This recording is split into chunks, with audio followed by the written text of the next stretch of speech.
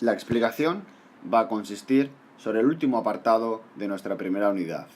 En concreto, vamos a hablar de la independencia de Estados Unidos. La Revolución Americana fue la primera en la que el liberalismo y las ideas de la Ilustración se pusieron en práctica, y además fue el origen del nacimiento de un nuevo país, los Estados Unidos de América, que hoy en día constituye la principal potencia mundial.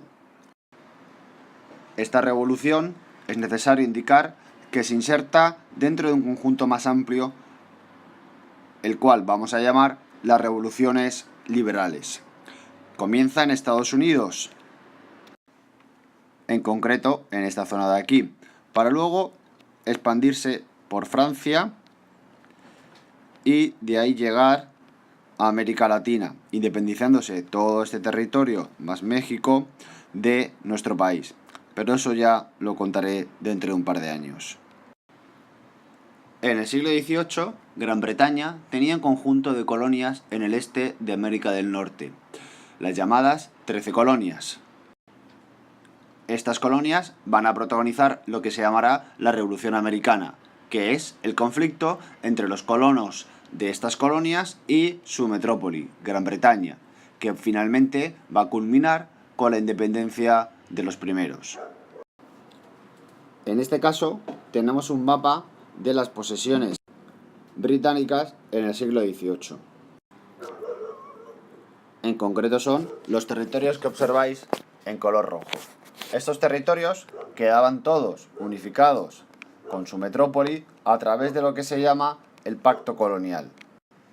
Por simplificarlo, el Pacto Colonial lo que obligaba a las colonias era a suministrar materias primas a la metrópoli, a cambio de recibir sus manufacturas.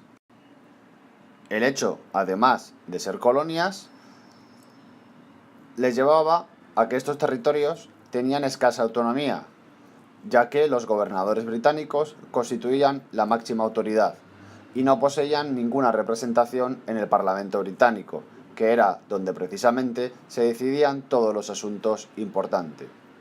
Esta ausencia de participación política va a generar malestar entre los colonos. Ahora nos vamos a centrar en las causas directas de la situación. Las vamos a dividir en dos apartados o en dos temas: causas de carácter económico y causas de carácter político. Pero eso sí, no podemos olvidar que todas ellas están influidas bajo las ideas de la Ilustración. La aplicación de los principios de libertad, de igualdad y de soberanía nacional van a impregnar todas las acciones de los colonos americanos. Me centraré en primer lugar en las causas económicas. Es necesario añadir que previamente se había producido entre Inglaterra y Francia la llamada Guerra de los 7 años, aproximadamente a mitad del siglo XVIII. La victoria fue de Gran Bretaña, pero quiso pagar las deudas de esta guerra con las aportaciones de los colonos. Todo ello les llevó a aumentar los impuestos, aumentando así el fuerte descontento de la población de las 13 colonias americanas. Así, un primer motivo fue el rechazo a este aumento de los impuestos. Por otro lado, también señalar que la existencia de un monopolio comercial con Inglaterra les impedía comerciar con otros lugares, lo cual restringía sus posibilidades de venta. En definitiva, no percibían en ningún momento que desde la perspectiva económica tuvieran libertad. Quedaban dominados bajo la voluntad de su metrópoli Gran Bretaña. Pasamos ahora a comentar las motivaciones políticas.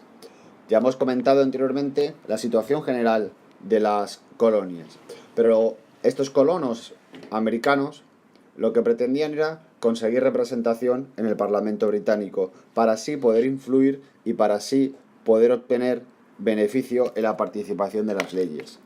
Esta situación fue sistemáticamente rechazada por los británicos, con lo cual, ante la imposibilidad de participar en la vida política inglesa, ante la imposibilidad de influir en las leyes que les afectaban directamente, llegaron a la conclusión que para su propio desarrollo lo mejor era gobernarse ellos a sí mismos, lo cual implicaba, lógicamente, la separación de Gran Bretaña. Para ello, el 4 de julio de 1776, delegados de las 13 colonias reunidos en la ciudad de Filadelfia redactaron la Declaración de Independencia de Estados Unidos, cuyo preámbulo fue escrito por el ilustrado Thomas Jefferson.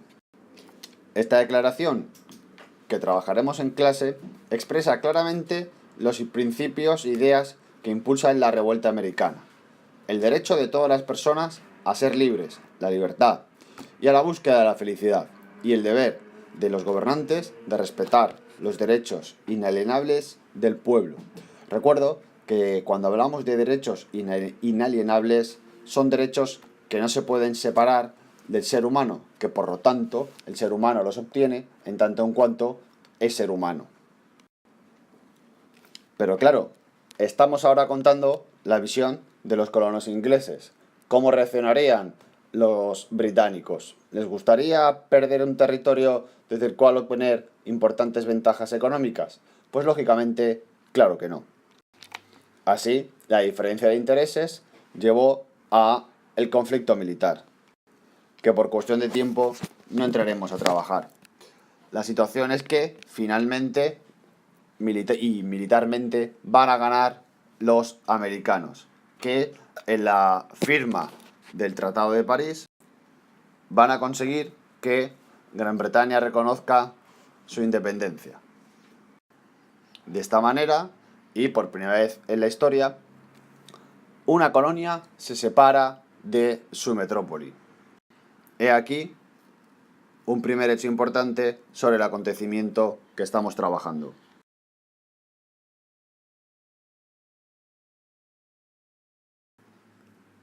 Pero, sin embargo, lo más relevante, lo más esencial, no es la propia independencia, que lógicamente también, sino cómo ese nuevo Estado se organiza, ya que se organiza siguiendo las ideas de la Ilustración y del liberalismo político. Para ello, creó una constitución, la Constitución Americana de 1787, que organizó un nuevo orden político. El nuevo Estado tenía una estructura federal. La estructura de Estado federal es una estructura donde un Estado, un país, está formado a su vez por diversas entidades territoriales. En el caso que nos ocupa de Estados Unidos, cada una de las 13 colonias. Bien, pues en este caso, cada una de esas 13 colonias tienen su propia capacidad de autogobierno, pero en determinados asuntos dependen del Estado central. Como observáis en la imagen, en esta Constitución los tres poderes se separan: el poder legislativo, el ejecutivo y el judicial. El poder ejecutivo recae en el presidente, que es elegido cada 4 años y cuya función es aplicar las leyes y dirigir el ejército, a la vez que también, por ejemplo, la política internacional.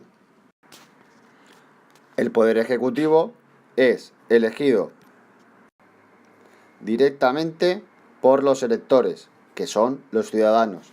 ¿Quiénes son los ciudadanos? Los habitantes de esa colonia. Por otro lado, el poder legislativo se divide en dos cámaras, una llamada Senado y otra llamada Cámara de los Representantes. Ambas dos juntas forman el Congreso.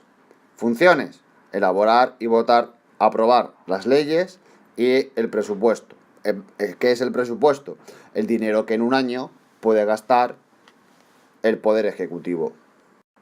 La clave: ¿quién elige al Poder Legislativo? Y por lo tanto, ¿quién se encarga de elaborar y participar en las leyes? Pues los ciudadanos.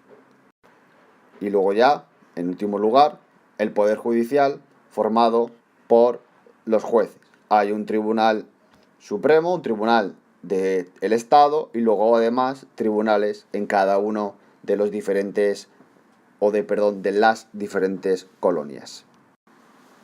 Por otro lado, además de la forma de Estado, la Constitución también se completaba con una declaración de derechos, garantizando la libertad de religión, la libertad de prensa, de expresión, de reunión o el derecho a ser juzgado por un jurado.